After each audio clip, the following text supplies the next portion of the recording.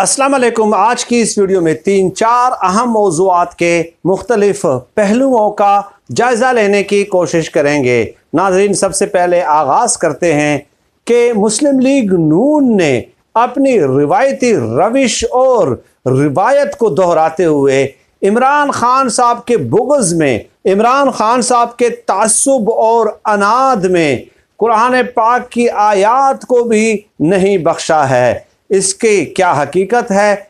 नाजरीन, आपको याद है कि मिफ्ता इस्माइल साहब जो कि वज़ीर ख़जाना हैं मौजूदा हुकूमत में, शहबाज शरीफ की हुकूमत में वज़ीर ख़जाना हैं, वो आजकल अमेरिका गए हुए हैं और IMF के साथ उनके मुज़ाकरात हुए हैं। तफ़ील नशिस्त हुई है, नई किस्त लेने के हवाले से उनके साथ बातचीत हो रही है। तो अब उन्होंने जब IMF के साथ मुज़ाकरात मुकम्मल किए, उसके बाद एक प्रेस ब्रीफिंग का एहतमाम हुआ, बिजनेस कौंसिल फोरम, वहाँ पे सवाल और जवाब की नशिस्त हुई।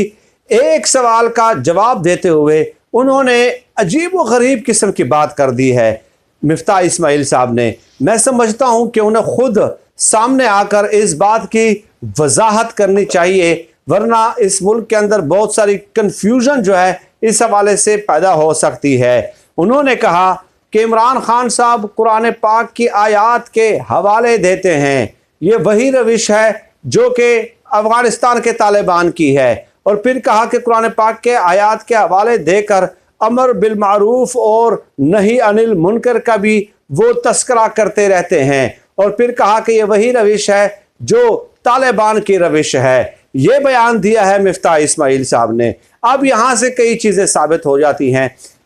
एक बात तो ये है कि क्या इमरान खान साहब का जुर्म जो है कुरान पाक की आयात का हवाला देना है? क्या अमर बिल मारूफ और नही अनिल मुनकर का हवाला देना और उस हवाले से तरगीब देना, क्या ये इमरान खान साहब का जुर्म है? एक बात तो ये है। दूसरी बात यह है कि अमर बिल मारूफ व नही अनिल मुनकर ये कुरान पाक का हुक्म है, ये तालिबान का और इमरान खान साहब का हुक्म नहीं है। मिफ्ता इस्माइल को इस हवाले से क्लियर होना चाहिए। तीसरी बात जो कि सबसे ज़्यादा सीरियस और कंसर्निंग है वो ये कि देखिए, मिफ्ता इस्माइल जब ये कहते हैं कि तालिबान की रविश है, तो कुरान पाक को माज़अल्लाह वो इंतहा पसंदी से जोड़ने की कोशिश कर रहे हैं। कुरान पाक की आयात को वो इंतहा पसंदी से जोड़ने की कोशिश कर रहे हैं जो कि सरीहतन काबिल मज़म्मत इक़दाम है। इन सब के बावजूद मैं ये समझता हूँ कि मिफ्ता इस्माइल को खुद सामने आकर तफसीली वजाहत ज़रूर देनी चाहिए कि उनका मकसद क्या था आखिर इस किस्म के हवाले देने का, इस किस्म की बात करने से उनका मकसद क्या था। सोशल मीडिया पे मैं ये पढ़ रहा हूँ कि लोग उन पर तनकीद कर रहे हैं कि जनाब आप अपने आका, अपने मालिक अमेरिका की खुशनुदी हासिल करने के लिए इस हद तक आगे गिर सकते हैं।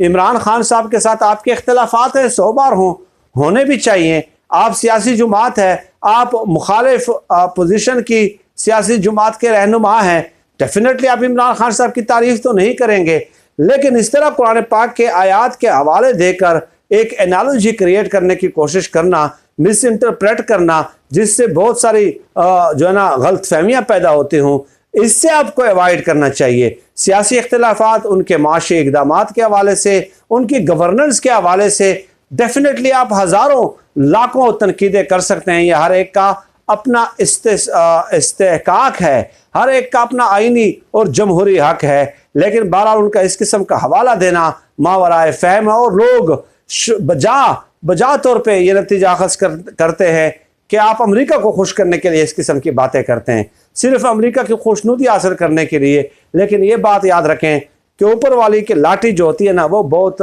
ताकतवर है। असल हुक्म उस ऊपर वाले का चलना है। जब ऊपर वाले का हुक्म आ जाएगा तो तमाम हुक्म जो है वो मादूम हो जाते हैं, वो ख़त्म हो जाते हैं, वो खाक में मिल जाते हैं। अब नाज़रीन, दूसरी खबर की तरफ आ जाते हैं। DGISPR ने कल कहा कि दुश्मन हमारे अंदर इत्तेफाक कायम नहीं करने दे रहा और दुश्मन को ये लगता है कि अवाम और फ़ौज के दरमियान नफरत पैदा करने में वो कामयाब हो जाएंगे।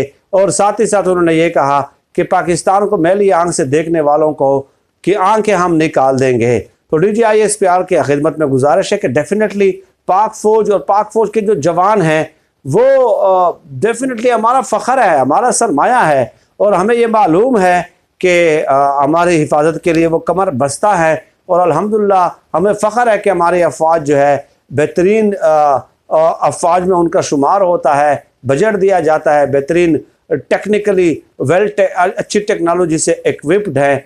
लेकिन मसला ये है कि बहुत सारे लोग DGISPR की इस ट्वीट पे भी बहुत सारे कमेंट्स कर रहे हैं और वो ये कहते हैं कि अब आर्जी तौर पे आपको पाक भारत झड़प नज़र आएगी ताकि मौजूदा सियासी सूरत हाल से अवाम की तवज्जो हटाई जा सके। तो पाक फौज का इमेज हम चाहते हैं कि इमेज बहुत ज़्यादा बरकरार रहे, आवाम में उनकी पजीराई रहे। तो उसके लिए ऐसे इक़दामात करने होंगे जो कि ताकि लोगों के जहनों से ये जो तासुर है, जो मनफी तासुर उभरा है इनके सियासी किरदार के बारे में, वो ज़ायल हो सके, क्योंकि अवाम जो है उसके अंदर बहुत ज़्यादा तहफ़्फ़ुज़ात पाए जाते हैं। तीसरी खबर यह है नाज़रीन कि राना सनाउल्लाह साहब, शहबाज शरीफ साहब, ख्वाजा आसिफ साहब, नवाज शरीफ साहब, मरियम नवाज साहिबा, इसके अलावा आसिफ जरदारी, फरियाल तालपुर, इन एहसन इकबाल, ख्वाजा आसिफ, इन सब लोगों के नाम एग्ज़िट कंट्रोल लिस्ट से हुकूमत ने निकाल दिए हैं।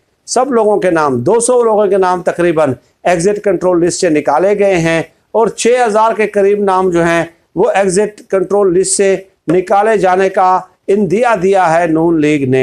यानी जो लोग ज़मानतों पे हैं, जिन लोगों के केसेस चल रहे हैं, जिन लोगों के केसेस का ताहाल फैसला नहीं हुआ, उनके नाम हटा दिए गए हैं एग्ज़िट कंट्रोल लिस्ट से। और इसके बावजूद कि कोई अदालत की तरफ से कोई हिदायत जारी नहीं की गई, कहीं से कोई इंस्ट्रक्शन नहीं आई, बल्कि बानमती के कुनबे ने अपने इख्तियार इस्तेमाल करते हुए 200 लोगों के नाम जो है वो एग्ज़िट कंट्रोल लिस्ट से निकाल दिए हैं। जहां दिल करे उनका वो आते रहे, जाते रहे, जो चाहे उन्होंने इस मुल्क के अंदर लूट मार की हो, बेशक की हो, वो जहां चाहे अब जा सकते हैं, जहां चाहे वो वापस आ सकते हैं, जो कुछ करना चाहे वो इस मुल्क के साथ कर सकते हैं। ये उनका हक है। इस मुल्क को लूटना, इस मुल्क के साथ जुल्म करना, अवाम का खून चूसना, अवाम का खून पसीना की कमाई लूटना, उससे बैरून मुल्क जायदादें बनाना, ये उनका हक है। और जब चाहे इस मुल्क से वापस जा सकते हैं, कोई उनसे पूछने वाला नहीं है, ये भी उनका हक है। तो ये जो चीज़ है इसके लिए मैं समझता हूँ कि अदालतों को नोटिस लेना चाहिए, मुतलका इदारों को नोटिस लेना चाहिए। अवाम के अंदर खुदारा इस कदर बेचैनी मत फैलाएं, इस कदर इस्तिराप और परेशानी मत फैलाएं कि अवाम जो है ना कुछ गलत इकदाम उठाने पर मजबूर हो जाए।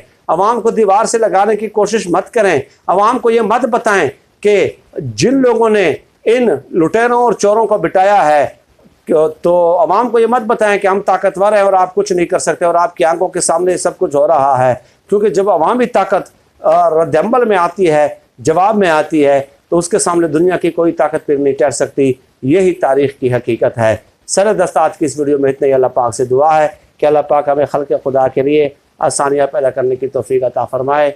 आमीन या रब्बल आलमीन।